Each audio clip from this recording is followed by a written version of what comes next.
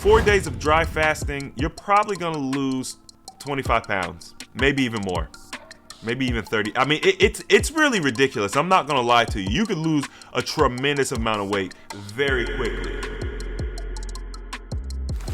Hi, I'm Chris James, and you're watching A Healthy Alternative. Today, we're going to be discussing how to lose 20 pounds in 4 days. All right, everybody. So look, I need you all to listen to this video very carefully. Watch it from beginning to end so that you can get all the information. I don't want anybody running out here and trying something without having a good understanding of all the aspects of what I'm going to talk about today.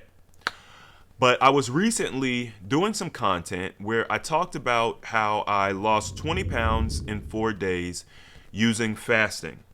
Now, this is a little outside our normal fasting methodology, but it's still on target. And the way that I was able to accomplish this extreme weight loss was with dry fasting.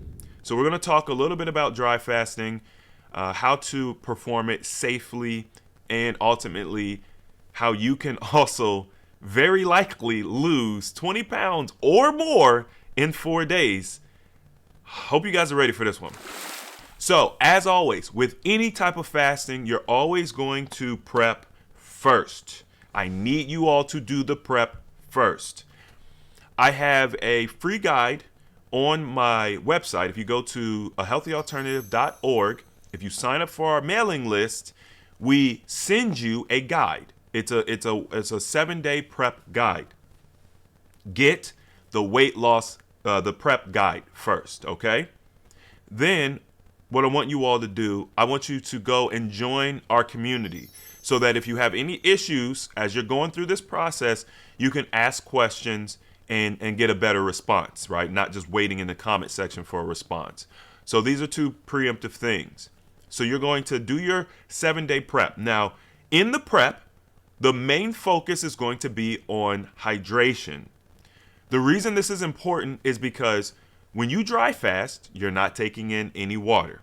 Now, you have two different types of dry fast. You have soft dry fast, you have hard dry fast. For this particular method that I'm teaching, you guys can do a soft dry fast. What that means is that you can still shower, you can still brush your teeth. You don't have to avoid coming in contact with water. With hard dry fasting, you essentially avoid water like the plague. And I always think it's funny because it's like, well, what do you do if it's raining outside? Do you still... Like, what do you do? You know what I'm saying? But we're going to focus on water. So I want to get you to drinking a gallon of water a day before you start this process.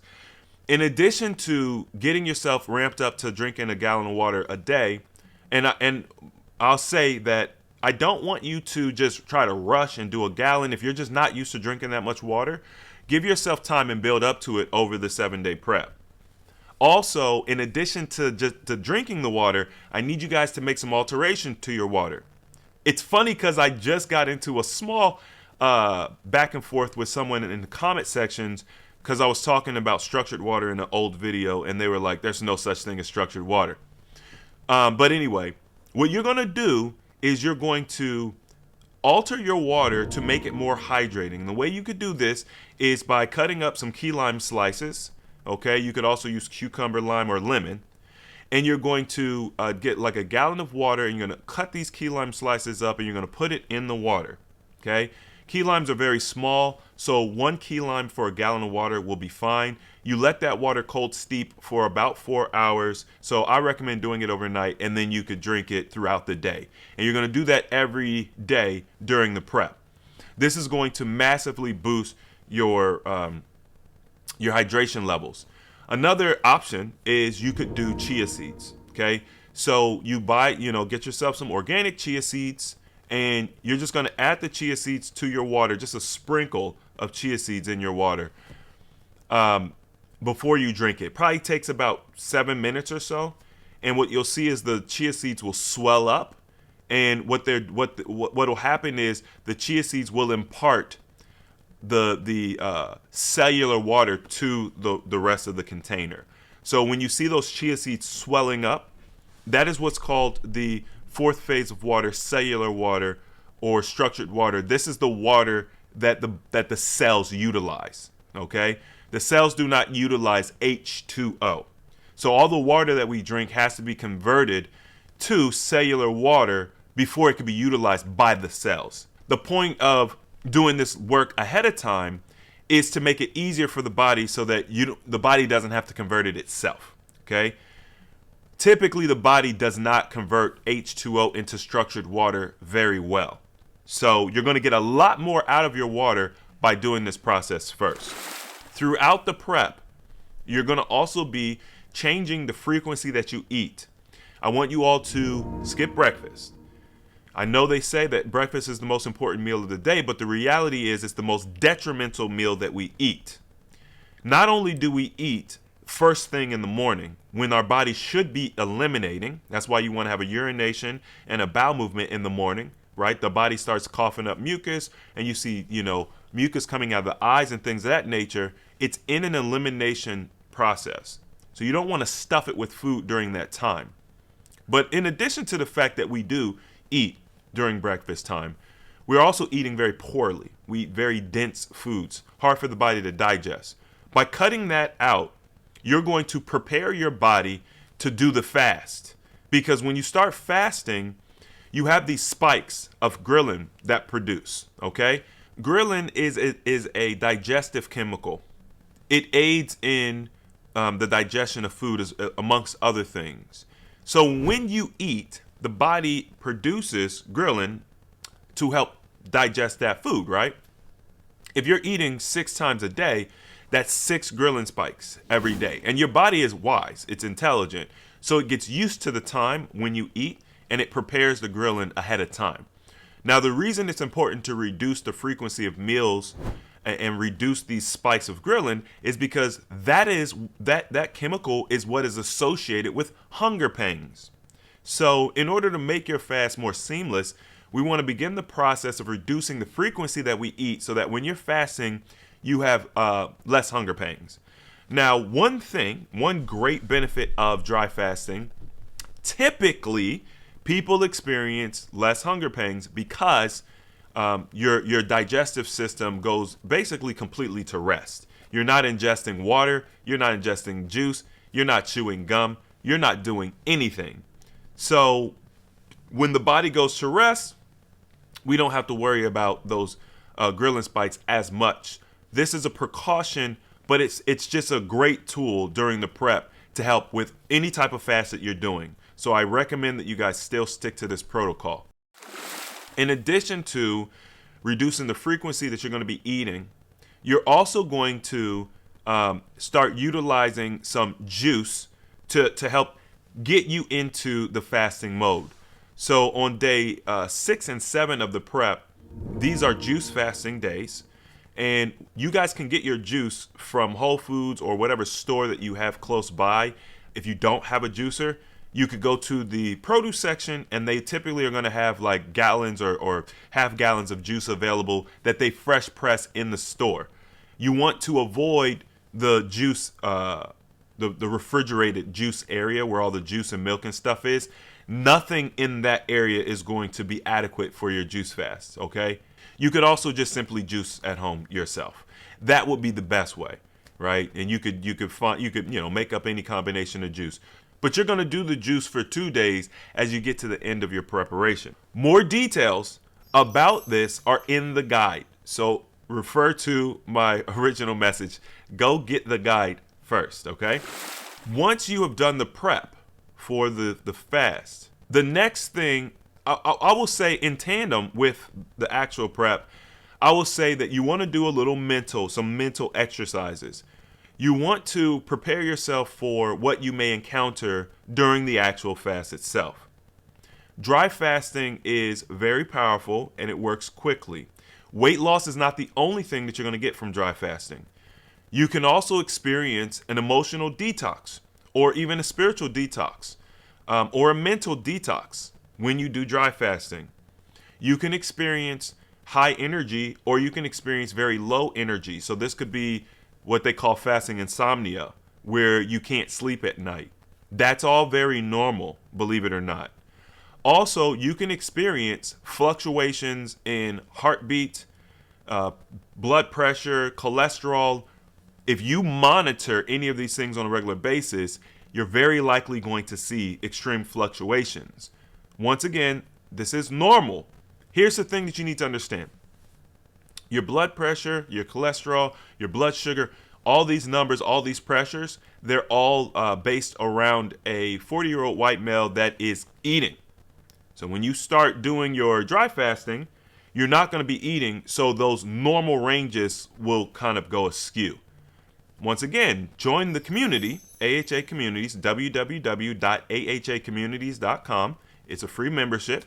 You can join, and in that way, if you have questions or if you're fearful about something, you just feel uncomfortable, you can join, you can ask questions. So start doing mental preparation, learning about the detox symptoms. I've got videos if you guys want to go to like my fasting playlist. It's called Fasting 101, where you can actually just learn about the benefits of fasting. You can learn about the detox symptoms of fasting.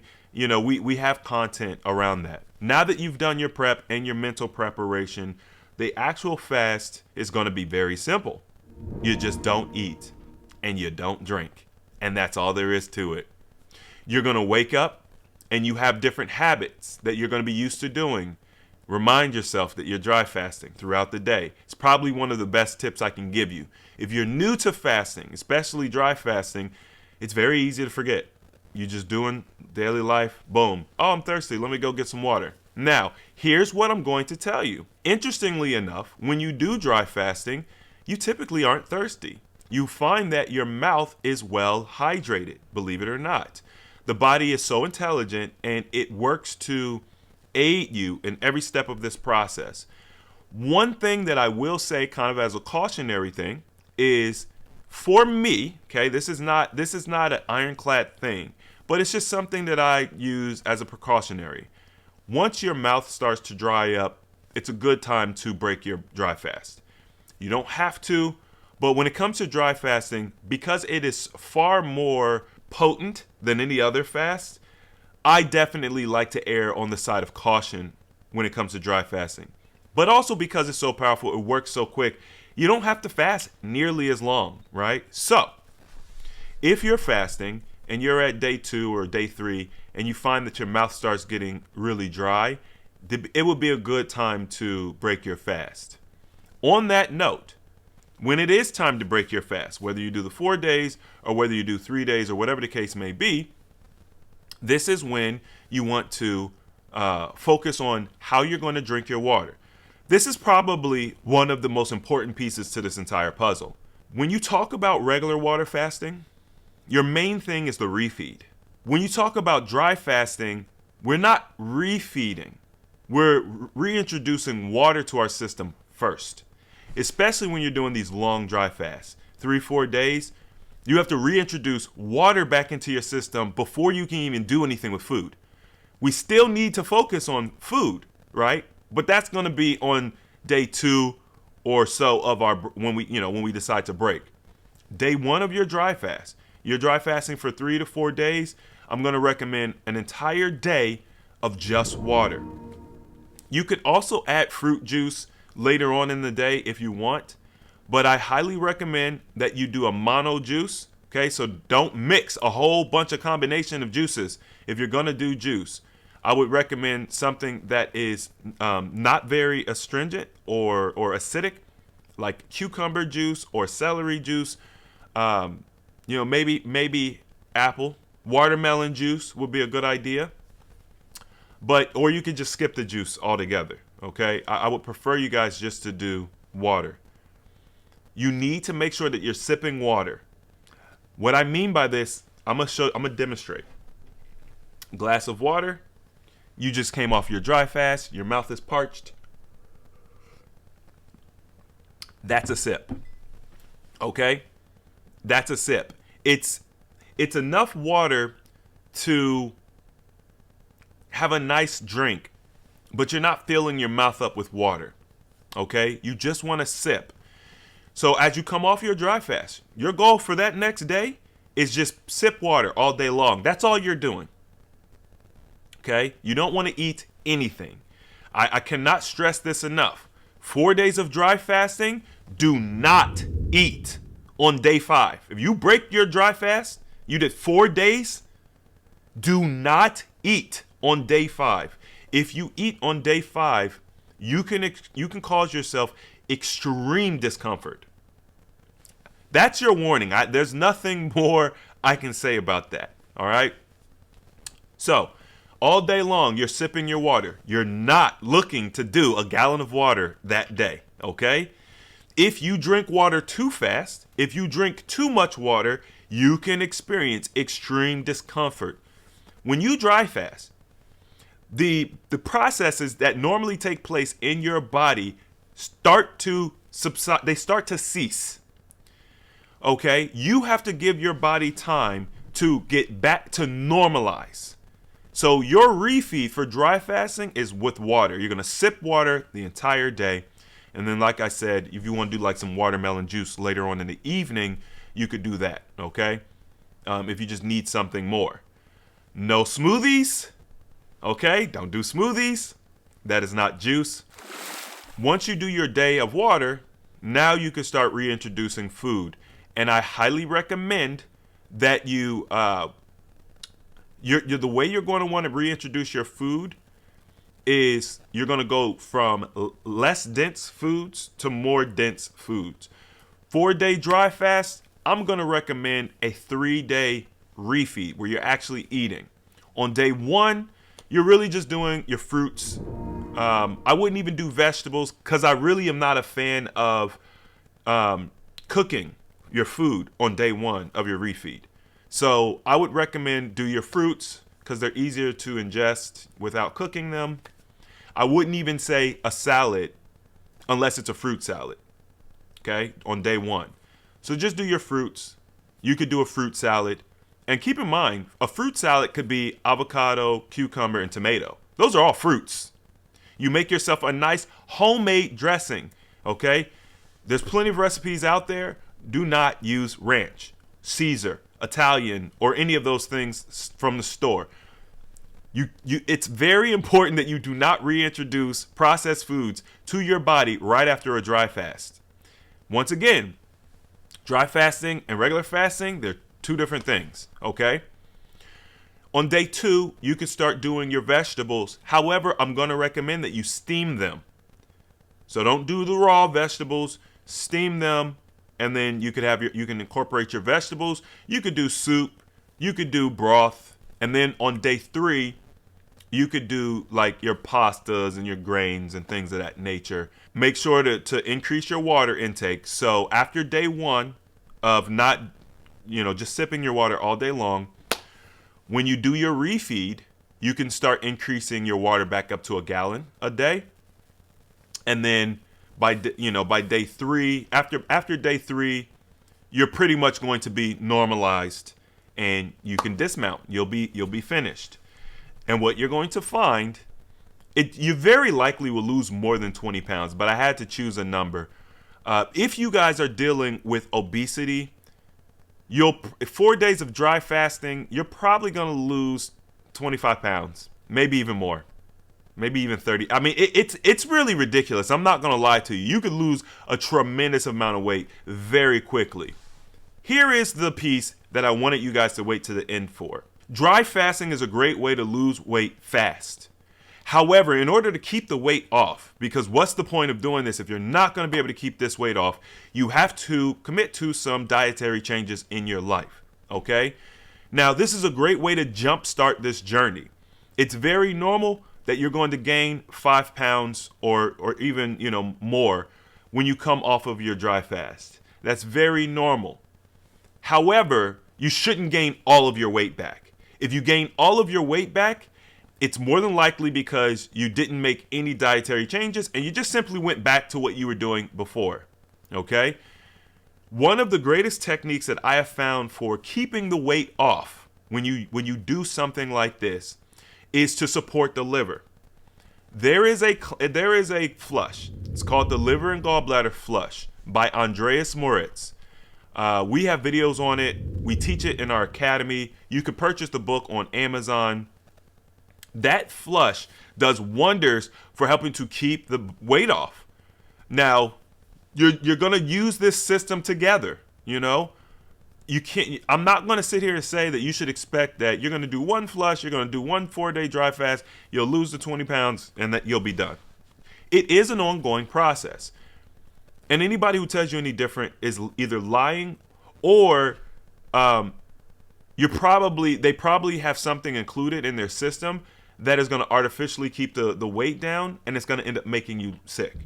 So you want to make sure that you're doing things the right way.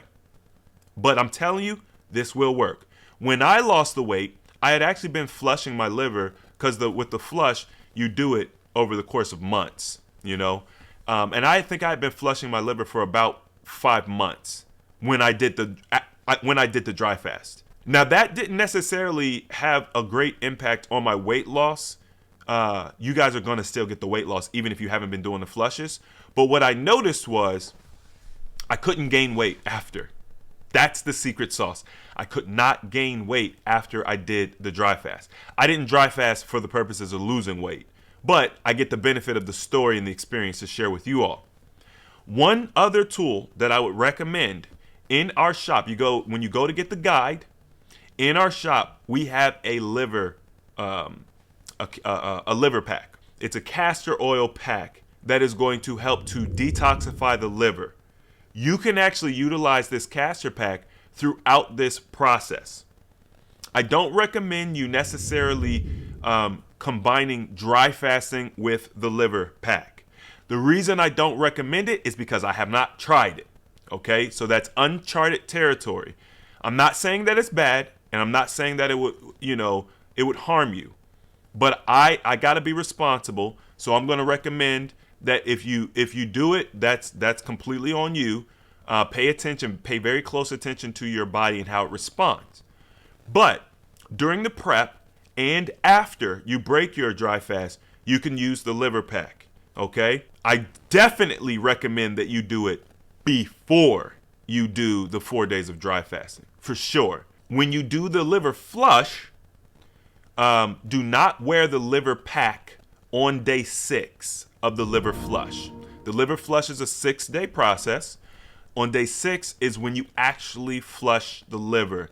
Do not wear the liver pack or the castor pack during that day either. So we're not going to wear the castor pack during the dry fast, and we're not going to wear it on day 6 of the flush. But any other time through this process, you guys can wear the pack. And that's going to aid in weight loss. So if you start using it before you actually do the 4 days of dry, you're going to start losing weight. You guys are actually going to find that during the preparation, you're probably going to lose.